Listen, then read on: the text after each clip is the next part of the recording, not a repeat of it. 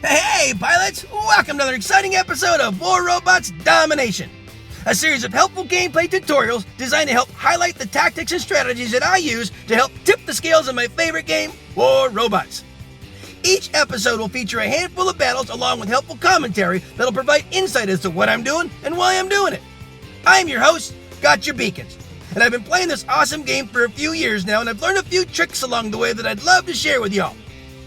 You'll notice that although my hangar is fairly basic and at lower levels, I've been able to climb it up to Expert League, so I believe that you'll find my tactics will help you do more with less, which can be very helpful with today's economy in the game. I should also mention that this is my second account, so don't let my career profile stats fool you. This is actually my baby account, but it sends a great message to pilots who feel they need to chase the current meta in order to be competitive in battle, because you don't. Wise gameplay can usually overcome any fancy gimmick. A death button is a great example. It can still melt just about any build, and its heritage stems all the way back to nearly the beginning of the game. It's all about knowing when to use it and how to use it. So, without further ado, I invite you to sit back, relax, and enjoy today's episodes while I walk you through my gameplay tactics and share with you my mindset in battle. I hope you find it entertaining, helpful, and fun to watch. I think you will.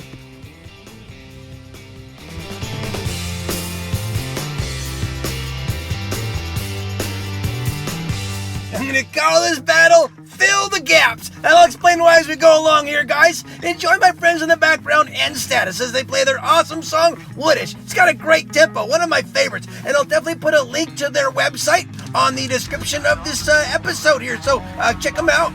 So, this is Springfield. I got my open map deck in here. This is Major Pain. He's my beautiful Zeus Fury here. And, I call this battle Fill the Gaps, and I'll explain why as we go along here. Before I go into that, though, I want to just take a quick second and thank you all for checking out my videos. My videos are made with my baby account, as I say in the intro. These are all level 6 bots, level 9 weapons. I make these to intentionally show you guys that with lower level equipment, you can still hang in upper leagues. I've climbed this account to master level 3, and that's pretty good for level 6 bots. Now, most of my bots are basic builds, nothing too crazy. Major Pain, he's a Zeus Fury. That thing's older than the hills. Nothing too meta about that. This is my best bot I have, Sir Nightmare, he's a Nightingale, and I actually won him. I didn't even pay money to get him. I don't spend on this one. I basically allow, things to happen. And I filled out a questionnaire with Pixonic, and they gave me a Nightingale. I did 2 questionnaires. I actually got 2 Nightingales. I have one in this deck and one in the other deck. But I don't pay for anything. I don't get them for free either. I mean, I don't, they don't give me, special stuff. But, I basically do what, they have opportunities for you guys to win. And that's part of learning this game as you build your career. So this whole account and the reason for my videos is to kind of help show you guys, some tactics to use in the game. And, I use, Major Pain to open up and get a lay of the land. Then I put my, Sir Nightmare in there, my Nightingale. Then and he did okay. But then I took my Diablo, my little Loki here, came back and capped this one back. You've seen me do stuff like this all the time. And if you were using your situational awareness at the very beginning of this battle, you probably saw something else going on. And I'll touch on that when we finish the battle here. But what I always do, guys, is I fill the gaps. Part of the tactics that I try to teach you is just to be mindful and aware of what's going on in the battlefield so you know where you ought to be going to help your team. And, so I've been filling gaps. I've been, taking the right bot to the right area to help either push the reds around or go after a beacon. I am all about beacon management. I've always got my eye on the panicometer, I call it. That's another one I made up, the panicometer. Everything at the top there in the center is your panicometer. The timer, the beacon count, the beacon bar, and the head count. How many people are on your team and how many pilots are left on their team, so you kind of know how things are coming along. Also, as I tell you how to always go for the beacons first over as a head of combat, that's a tactic. It's a wise tactic, and I'll tell you why. When you're always searching for combat, you're gonna mech out often. If you watch me play, guys, you're gonna notice I don't mech out a lot. Even with level 6 bots, I still usually am one of the last pilots standing. Even when I'm in Masters, even when I'm in against champions, I'm still around at the end of the battle. And the reason I'm able to do that is because I focus my attention on attacking the beacons, as I mentioned a lot, as opposed to attacking combat. Now, I'm going after those guys because they were threatening the beacon, and I'm trying to keep them blue. But that's how I've been doing it. Here's that was my invader. This is my bulwark. I call him Reaper.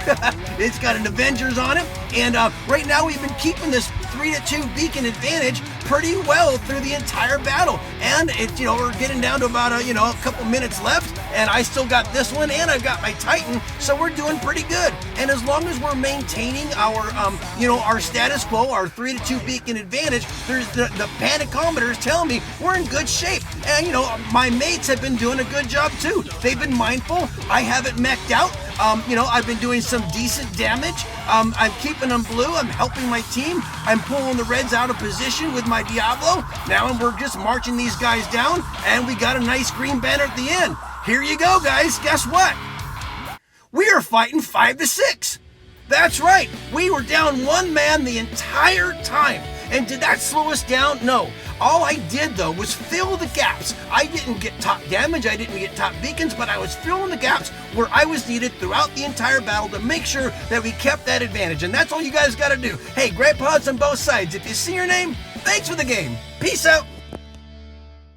I'm going to call this battle Attack the Beacons. That's right, guys. You're going to love this one. Enjoying my friends in the background and status as they play their awesome song, War. Perfect for this battle. Oh, yeah. Okay, so this is Shenzhen. I open up with my closed map deck. These are all shorter distance, more nimble, knife fighter, quicker type builds. I take, this is Whiz Bang. He's my Halo Blitz. He's a lot of fun. They did nerf the Halos a little bit. It doesn't have as much impact. But hey, I got a double kill out of that one. And got that beacon capped. I'm a beaconeer. I'm calling this battle Attack the Beacons. And I think a lot of people think that if you're going for beacons, it doesn't mean you're going to go combat. No way, guys. That's not what I'm saying at all. And if you watch this battle, you're going to see it. It is about attacking. It is about combat. But it's about putting the beacons at the focus of your combat.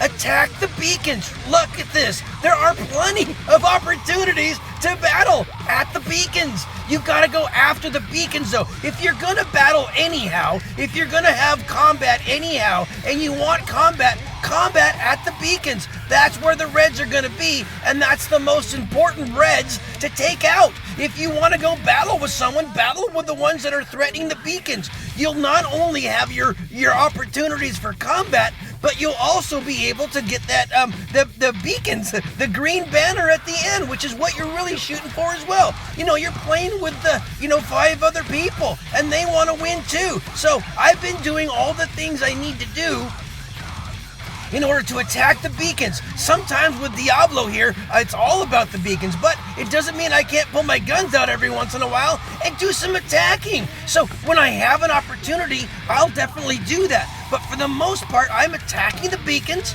and I'm going where the beacons are. I'm getting this one first. Now I'm getting this beacon. Now watch what I'm going to do after I get this beacon. I'm going to go attack another beacon. Let's see here. Oh, my guy back there needs me over to my right. So I'm going to go over here and help attack that beacon. Now first I'm going to get the beacon first. That's the most important thing. But then it's now time to do some combat, because now I have to defend the beacon. Part of defending the beacon involves combat. So I got a Phantom here on my side. We're both taking on this Ares. We know it's done for him. Now I even, I had to wait. I'm going to stealth. I had to go into stealth and phase shift because I can't cap or kill when I'm dead, right? So if you're getting ready to die, don't lose your life over that. Make sure you're being mindful of it. But after, now watch this. I'm going to hang out here. I'm not going to combat it, but I know that, hey, my mates are combating. So that's another thing too, guys. If you're not really much into capping, make sure that when you're into combat, you're combating at the beacons. Attack the beacons. Because my mates were attacking at the beacon where I was, it took that Leo down and allowed me to go ahead and, cap that one. So if you've got a Loki running around on your team, make sure that you're attacking where he's at to help him, turn those beacons. So, attack at the beacon always, guys. That's where you want to go. Always attack the beacons. Now, let's see here. I'm going to look around. I'm looking at my panicometer. We are up on beacons. We are pretty much even on beacon bar, and we're only about, we got about, 3 minutes left on the battle, so there's still lots to go here. Now, I'm looking at also the body count. See how the body count's going down on the panicometer up above there? So that means that, we're starting to win this battle. Look at the Titan step out of that circle. So I took advantage of it. I attacked at the beacons. Now I'm going to leave that area because that Phantom can get me. But I'm going to go right back over here to their beacon.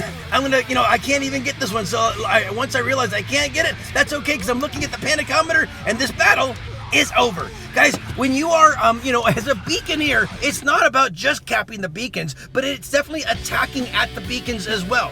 And if you're not a beaconeer, if you're a brawler or a range bot, remember, attack the beacons. Always attack where the beacons are because that's where the reds are that you want to take out that are threatening your victory. So there you go, guys. Great pilots on both sides. And if you see your name, thanks for the game. Peace out.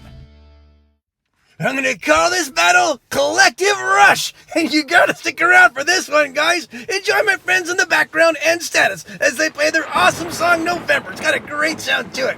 All right, guys, so this is this episode's Beacon Rush battle. And I always go in with the same attitude, the same tempo. It's always a fast forward pace. You want to rush in as fast as possible to get the neutral beacon, which I did. I jumped over the Coliseum wall there, grabbed the center beacon, and then my mates fanned out and grabbed the side beacons. So now we're already at a 4-to-1 beacon advantage. And that's a great thing to have on Beacon Rush, because once you have those portals established, then you can just keep going in and filling in. But you gotta mind your flanks, otherwise they're gonna get past you as the Reds did, and they actually grabbed our home beacon. You never wanna let that happen, guys. You really gotta have to watch your flanks and play as a team.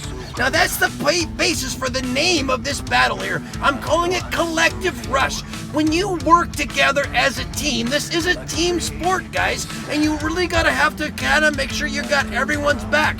You want to be collective in your efforts. Make sure you're teaming up like we are over here, making sure that one doesn't get taken. And I'm gonna go after this guy, take this guy down, but we probably have too many people rushed up there, but that's okay, as long as you're doing it wisely. It's okay to bunch up as long as you're not, forgetting your back side there, like we did over here on this one. So many were bunched up over at the one side that left that D one over there in the buildings exposed. So our 4-to-1 beacon advantage has dropped down to a 3-to-1 beacon advantage. But the good news is we did get our home spawn beacon back, and that's the most important thing.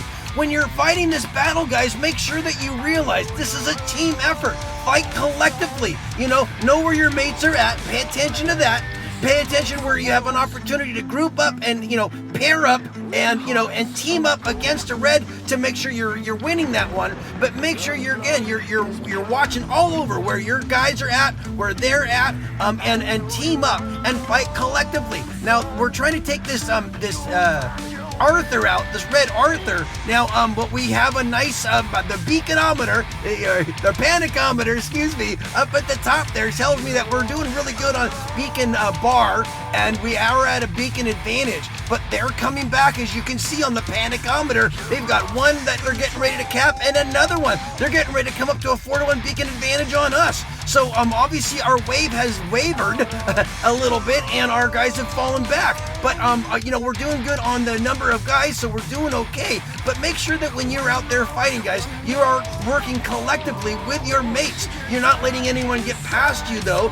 Create kind of a walls that no one can get past you. And otherwise you might have a risk of losing it. Our guys made it back, and we got that one. So that was a nice, comeback from potential, danger there. So that worked out. So just make sure, guys, that when you're out there fighting, you're fighting collectively as a team. You're making sure that no one gets behind you, gets past you.